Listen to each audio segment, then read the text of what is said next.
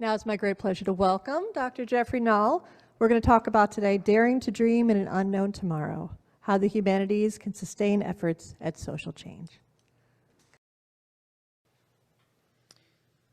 Our society encourages us to concentrate on the mechanics of achieving our objectives, the how to over the what for, tactics over vision, over values. And from this perspective, all we really need is political science to help us identify the right strategies, the right techniques to achieve our goals. Comparatively little time is spent thinking about how to stimulate and to sustain the creativity, the empathy, the perseverance, and also the sense of purpose needed to face inherently bad odds and to be part of a social movement for progress and human dignity. I believe that the humanities, though often diminished as impractical, as disposable, as defundable, offer us invaluable guidance and support necessary to sustain our efforts to foster a just society and social transformation.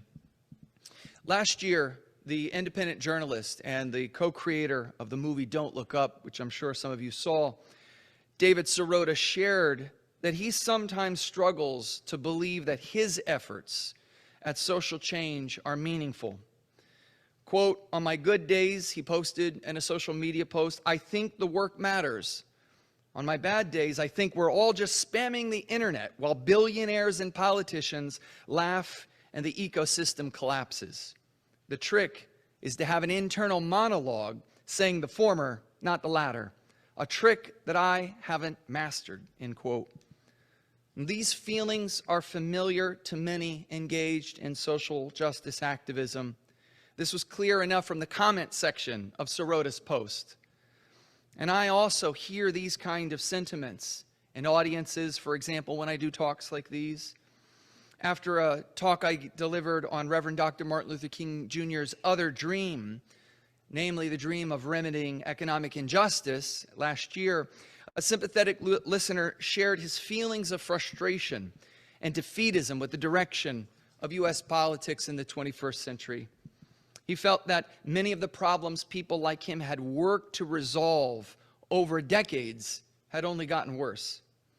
And we might respond to these expressions by pointing to all the good that has been achieved over the years. We might call for a spirit of optimism, an emphasis on silver linings, but it's worth acknowledging the feelings of frustration and despair and futility.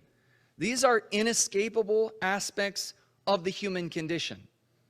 That to be human means having problems. As the Rabbi Abraham Joshua Heschel said in an interview, a person can be judged by the quality of their problems. And he put it very bluntly. He said that those who have no problems are, in a word, idiots. And how can we not be dismayed? How can we not have problems when the Bulletin of Atomic Scientists puts the doomsday clock 90 seconds before midnight, a metaphorical representation of the increased risk of nuclear warfare, of civilization-threatening catastrophe? How can we not have problems and be dismayed when Oxfam International shows us that economic injustice is rapidly increasing, with the richest 1% of the population in the world taking nearly twice as much wealth as the rest of the population? Or when climate scientists tell us that we are failing to take the necessary steps across partisan boundaries to avert climate catastrophe that might well spell the end of human civilization. And that's before we even begin to talk about the existential anguish that all sensitive people are feeling now as we witness the Israeli military's real-time slaughter and denigration of tens of thousands of Palestinians, confronting us with moral horrors many believed, perhaps naively, were unique to the 20th century, something we would never see again. How can we not feel defeated When we read a doctor just this week working at an Israeli field hospital reporting that detained Palestinians are subjected to routine amputations due to handcuff injuries and are forced to defecate in diapers. When Human Rights Watch just this week concludes that Israeli forces killed 106 civilians, including 54 children, when it intentionally struck a 6-story apartment building in Gaza on, of all days, October 31st. How are we not to feel hopeless when we learn that at least 17,000 Palestinian children are unaccompanied or separated from their caregivers, probably mostly orphaned, according to UNICEF? Children in Gaza are so frequently injured and orphaned that medical workers have devised an acronym, WCNSF, meaning Wounded Child with No Surviving Family, so that they can efficiently label their condition. Meanwhile, 203 aid workers have been killed in Gaza over 6 months, according to Humanitarian Outcomes, which is an independent organization that follows attacks on aid workers. Just so you have a proper contrast, a total of 20 aid workers were disgustingly killed in Ukraine over the course of 2 years. By contrast, the aid workers in Gaza have constituted over 63% of all aid worker deaths. That includes Sudan and everywhere else. The experience of aid workers operating in Gaza, as I'm sure we all know, was horrifically exemplified when the Israeli military sequentially targeted not one, not two, but 3 World Central Kitchen vehicles. These forces stalked, is the right word, the hunger relief convoy over the course of a mile stretch of roadway, killing 7 people. After the survivors of the first strike attempted to move to a second vehicle, lucky to be alive, the Israeli forces fired upon that second vehicle. When the survivors of that second strike, lucky to be alive, went to a third vehicle, fleeing the scene, Israeli forces decimated that vehicle and made sure that everyone there was dead. The attack occurred despite the fact that World Central Kitchen had coordinated its movements with the military, and the fact that the group's logo was emblazoned on the rooftop and window shield of at least one of those vehicles. And yet we would be mistaken to think of ourselves as living in uniquely perilous times. The change agents who came before us also faced bleak odds and catastrophe as they combated a precarious world fraught with countless forms of cruelty, of conflict, of oppression. All the more reason to recognize that many of these pioneers of social transformation, they were steeped in something more than political science and current events. They were steeped in great works of literature, of philosophy, the arts, and the insights of religion. Reverend King, for one, consistently drew on ideas, thinkers, and cultural knowledge from human history to give meaning to the strivings he engaged in for social change. He continuously reminded not just his listeners, but himself, that his love for humanity motivated and gave meaning to his often insufficient, by his own reckoning, his insufficient efforts to combat racism, insufficient efforts to address militarism and economic exploitation. In his April 4th, 1967 speech, Beyond Vietnam, King said, "When I speak of love, I am not speaking of some sentimental and weak response. I am not speaking of that force which is just emotional bosh. I am speaking of that force which all of the great religions have seen as the supreme unifying principle of life. Love is somehow the key that unlocks the door which leads to ultimate reality." End quote. This love ethic was not merely a strategic or rhetorical partisan tool. Agapic, brotherly love, was the cause underlying his efforts to achieve these specific policy objectives, such as a living wage, such as guaranteeing an annual income for all citizens. It gave even his failed efforts meaning, and it spiritually sustained him through the greatest difficulties and dangers, including the awareness that he would not live to see the day where these objectives would be achieved.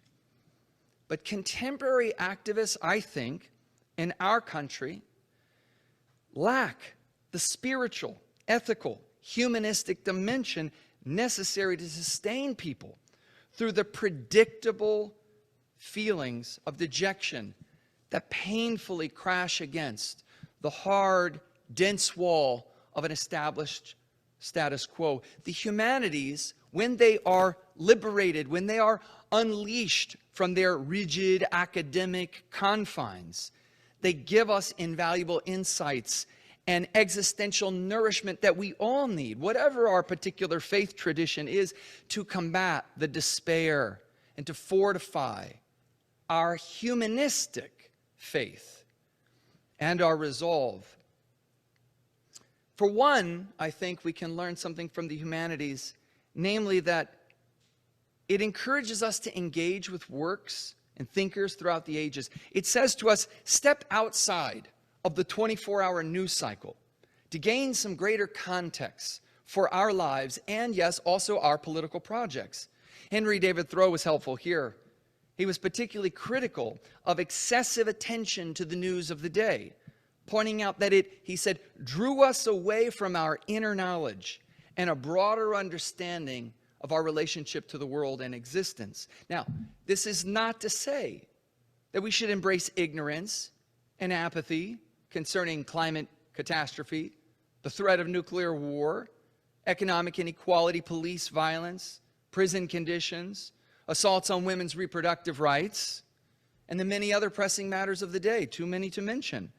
But we should be careful not to get lost in the granular details of current events, such that we lose touch with a larger purpose, our values, our faith in each other, and permit the dulling of the very imaginative thinking that is necessary for us to actually produce the change that we're so concerned with.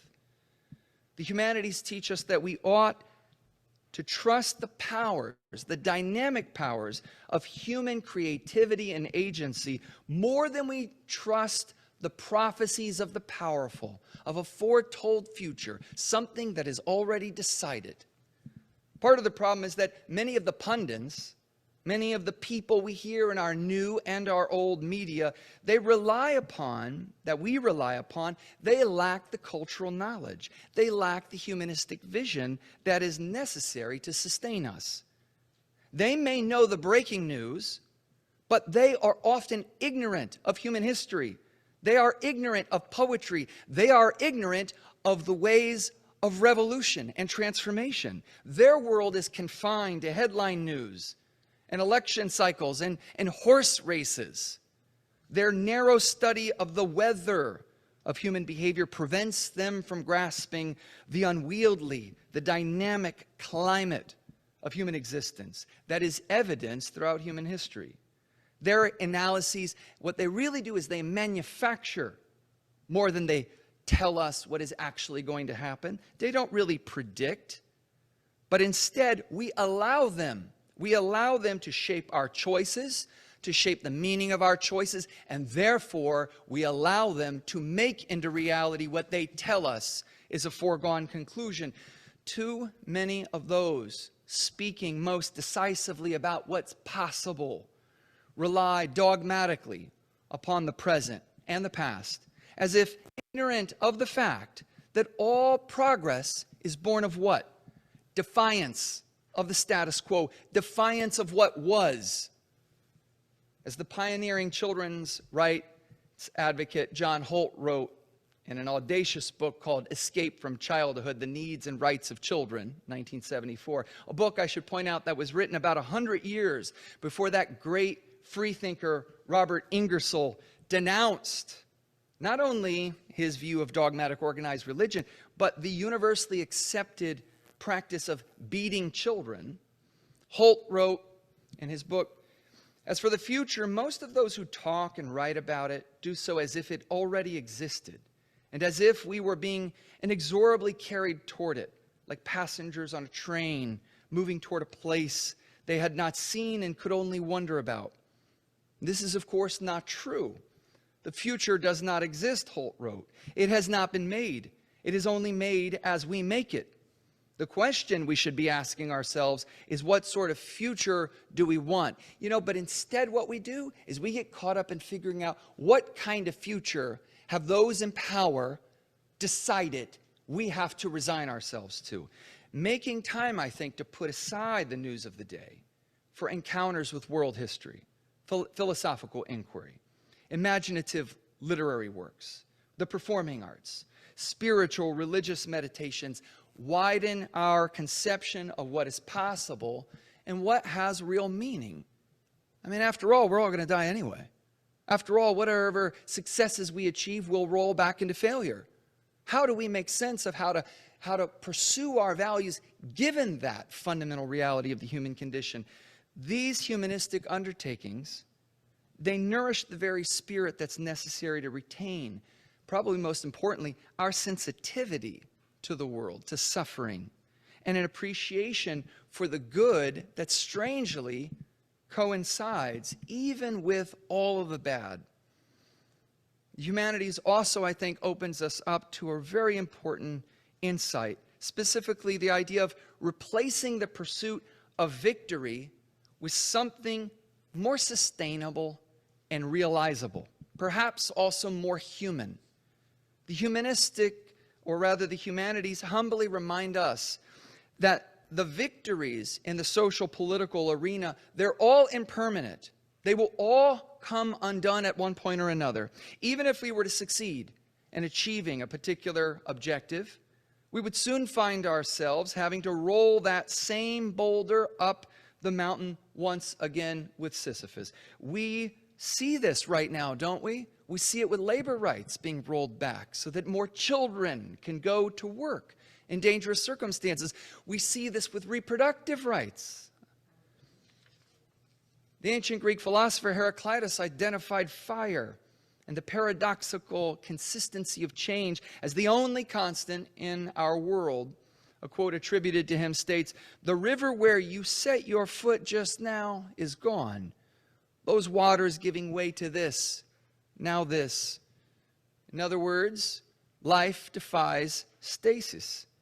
Thus, we are called to renew and to maintain even those achievements of the past. You are never allowed to retire.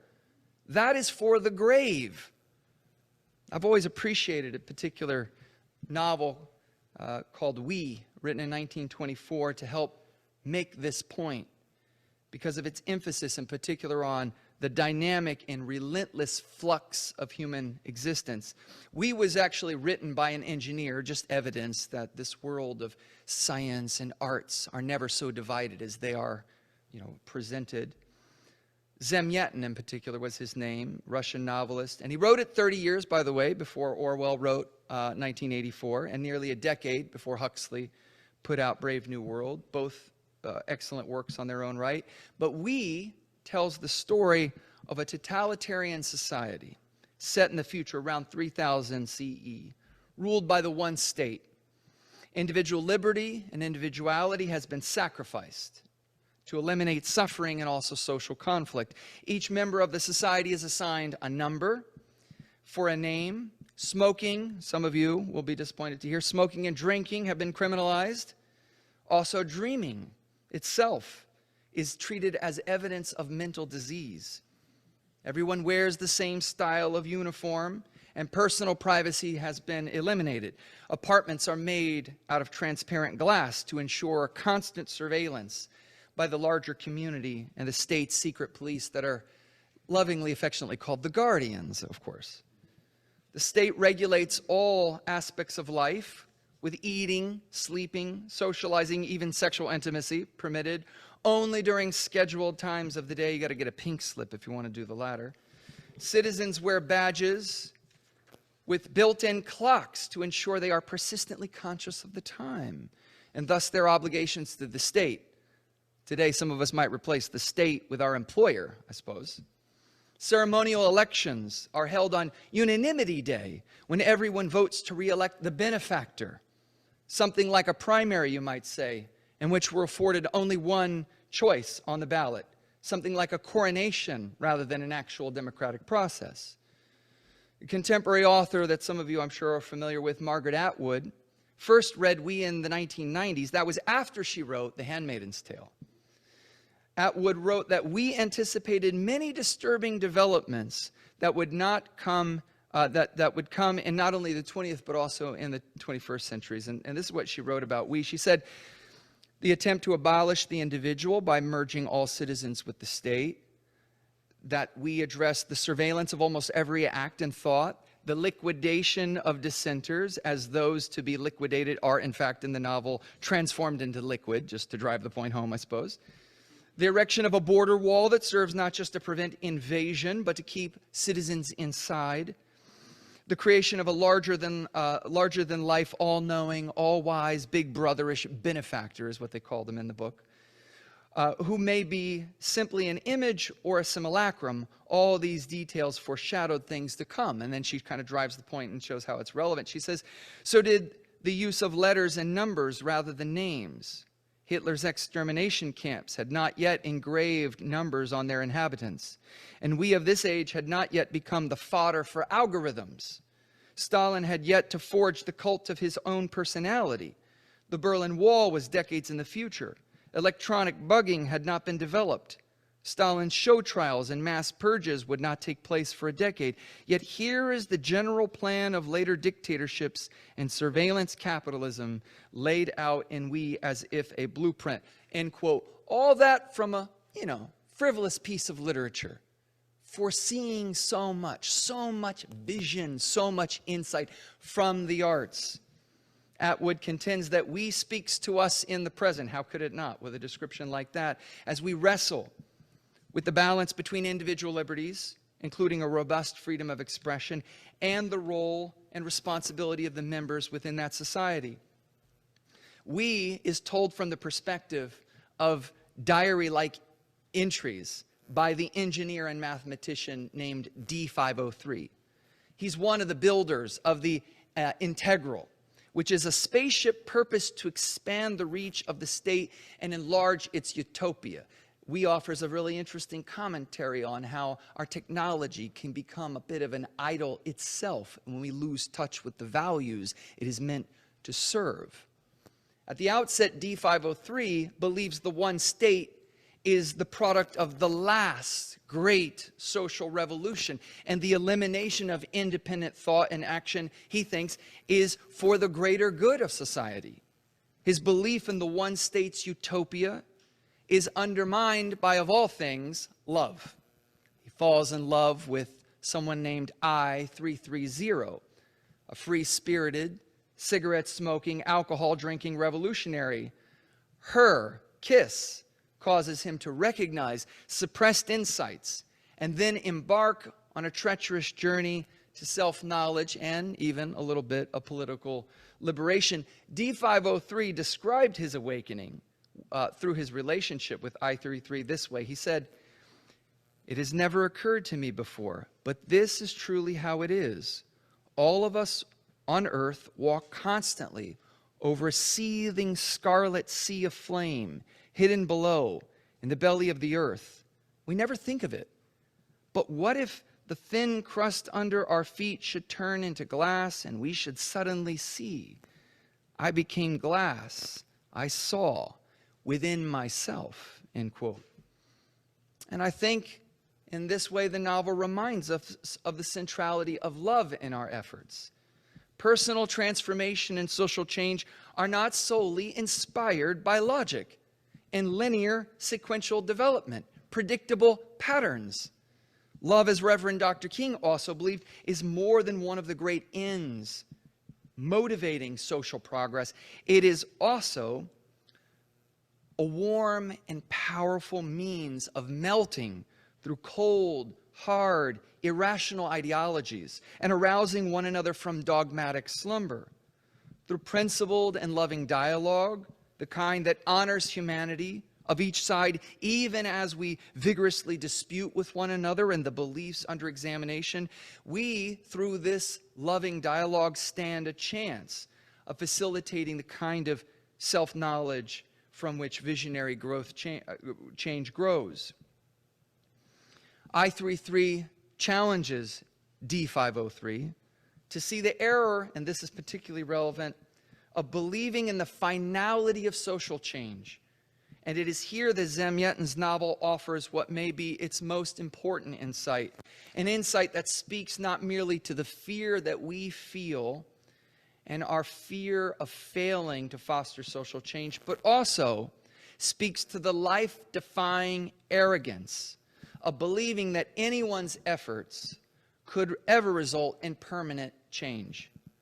I-33 asks D503, who's the engineer, she says, name me the final number. You're a mathematician. Tell me what the final number is.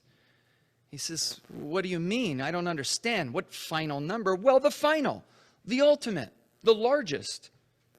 He says, well, that's preposterous. If the number of numbers is infinite, how can there ever be a final number? She says, then how can there ever be a final revolution? There is no final one. Revolutions are infinite, end quote. Zamyatin here succinctly expresses this very idea in a separate essay. He writes, revolution is everywhere, in everything. It is infinite. There is no final revolution, no final number. Coincidentally, that's also the first tattoo I ever got, because that made sense to me. So long as there is life, there is also a chance. Actually, really, there's the likelihood of change. Might be worse, might be better. The belief in finality is a denial of the living. It is an embrace of the dead. This is clear enough from our own basic experience in relationships with other people, isn't it? The moment we decide that effort is no longer required to maintain that relationship, it's also coincidentally when that relationship begins to die. The same is true of knowledge. The same is true of self-knowledge. The same is true of democracy. And the same is true of social change, of progress, of justice. The dynamism of the universe is mirrored in human existence and experience. There is no end of history unless we believe the ideological lie of the divinity of the present, the status quo, which, by the way, just conveniently happens to benefit those who keep telling us that it won't change, can't change, don't try to change it. This does not prove that our efforts to combat today's injustices are guaranteed to succeed. No, not at all. We are not justified in being dogmatically optimistic, but the dynamism of our humanity does promise us a chance to succeed. And this is a chance that we ought to take. The future will be decided by those who care enough to commit their lives to principles and believe that their choices have the potential to remake the world.